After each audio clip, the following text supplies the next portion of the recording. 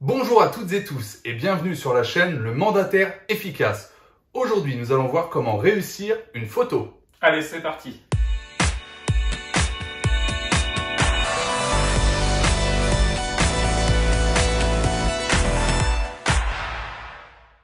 Réussir ses photos, c'est la chose primordiale.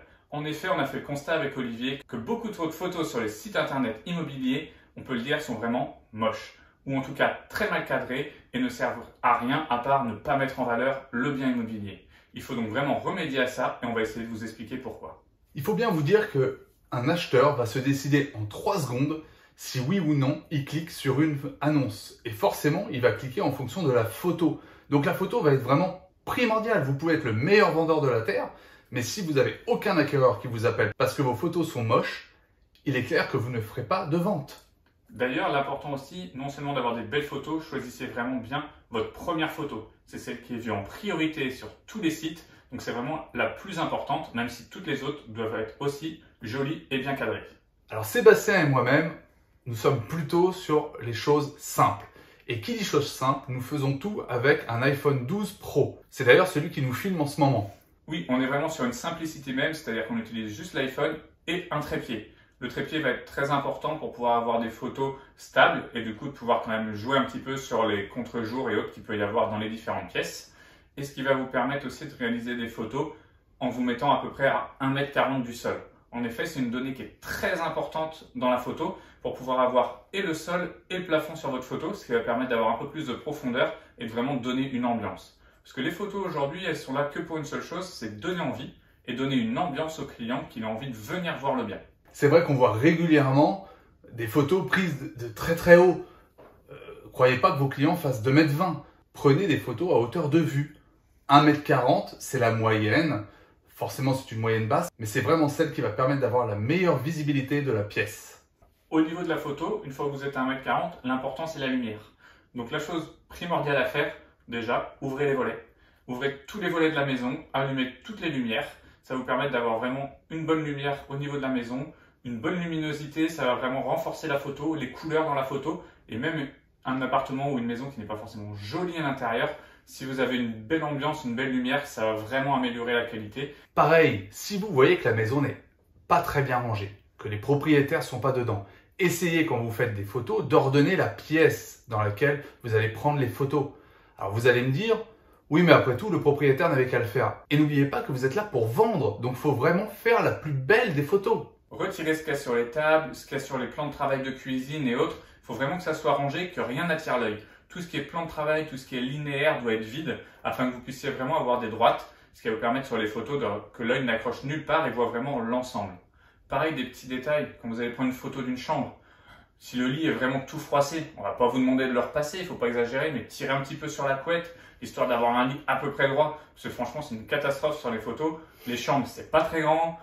On voit que le lit, alors si le lit il est dégueulasse, honnêtement, déjà mettez pas la photo de la chambre, on va gagner du temps, mais la prenez même pas. Ou alors faites un petit effort pour pouvoir bien l'ordonner. Et là on parle de la maison, mais c'est pareil pour le jardin. Si vous pouvez avoir un jardin et ranger un petit peu ce qui peut traîner dedans pour pouvoir faire quelque chose de joli, de propre, surtout pour que rien n'attire l'œil. C'est vraiment l'important, il faut que la photo elle soit une vue globale et que rien n'accroche l'œil et qu'on se dise pas, oh tiens il y a un truc qui va pas dans cette photo. Je prends l'exemple par exemple d'une table de jardin, puisque Sébastien vous parle de jardin. Mettez les 4 chaises au carré, de façon à ce que ce soit propre, que ça donne envie de venir déjeuner sur cette table. C'est vraiment important, il faut vraiment projeter le client avant même la visite. Ensuite, quand vous êtes dans une pièce, n'hésitez pas à prendre en photo depuis les 4 angles. Et vous regarderez une fois chez vous, quelle est la photo qui met le plus en valeur la pièce. Ça va vous prendre 5-10 minutes de plus, mais c'est pas grave. Vaut mieux ça que de retourner chez le client et lui dire « Excusez-moi, mes photos sont pas très belles, faut que je les refasse. » Là, franchement, c'est zéro. Vous n'allez pas passer pour quelqu'un de professionnel et il y a peu de chances qu'il vous recommande.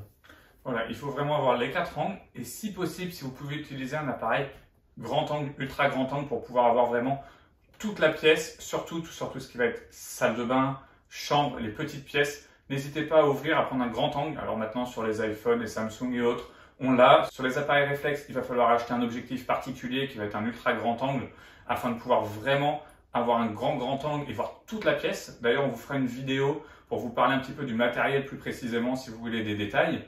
Et puis vous, n'hésitez pas à nous dire en commentaire qu'est-ce que vous utilisez aujourd'hui déjà pour vos photos, vos vidéos, ça nous intéresse, on est toujours là pour apprendre et prendre de nouvelles choses. Sébastien a raison. Quand vous prenez en photo une chambre, si on voit que le lit, c'est inintéressant. Donc le grand angle ne va pas servir à tricher, le grand angle va servir à montrer la pièce, parce qu'on sait très bien que c'est compliqué de prendre une chambre, surtout quand elle fait une dizaine de mètres carrés. Exactement, parce qu'on n'est pas des vendeurs de meubles. Moi je vois trop de photos, une cuisine, les gens, il y a une belle cuisine aménagée, vous avez la photo, on voit que la cuisine. Ouais, mais on ne travaille pas chez Schmitt ou chez Cuisinella. On est là pour vendre le bien. Donc, montrons la pièce avec la belle cuisine, mais pas juste la belle cuisine. Par contre, si Schmitt ou Cuisinella veut sponsoriser cette vidéo, qu'il n'hésite pas. Avec plaisir. Mais sinon, voilà, vraiment prenez l'ensemble de la pièce, qu'on puisse voir le maximum de choses, donner une ambiance. Et j'ai envie de vous dire quelque chose aussi, ne multipliez pas forcément les photos. Tous les biens ne valent pas d'avoir 10 photos en publicité. Des fois, mettez juste la pièce à vivre avec 2 photos, la cuisine, et basta. On n'est pas forcé d'aller tout montrer non plus, il faut donner envie.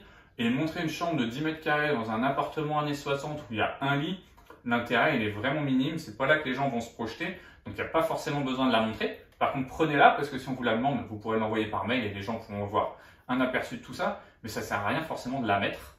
Et un petit conseil quand même sur vos photos aussi, n'hésitez pas à prendre des photos où on voit la fenêtre, ça permet de donner un petit peu de profondeur à votre photo, donner une lumière différente.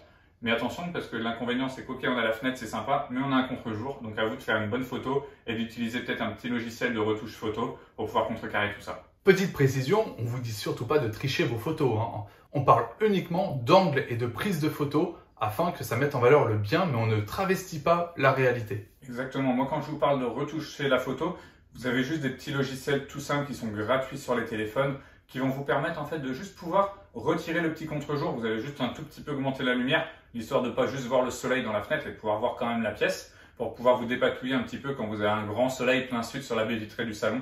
Ça va vous aider un petit peu quand même. Et d'ailleurs, pour vous prouver un petit peu ce qu'on va dire, je vais demander à Olivier de vous raconter une petite histoire qui lui est arrivée cette année sur la vente d'une maison grâce à ces photos. Vas-y. Alors, il y avait une maison qui était en vente en exclusivité dans une agence pendant 1 an. Moi, j'avais vu les photos, c'était sombre, c'était laid. Franchement, je comprenais que la maison ne se vende pas. Et puis un jour, ce propriétaire a démandaté l'agence. Et il m'a contacté. Je suis allé dans la maison en me disant, bon, je vais quand même aller voir, surtout qu'il voulait me donner l'exclusivité. Donc, ça aurait été malheureux de ma part de ne pas y aller. Et là, j'ai été effaré. La maison était très, très belle.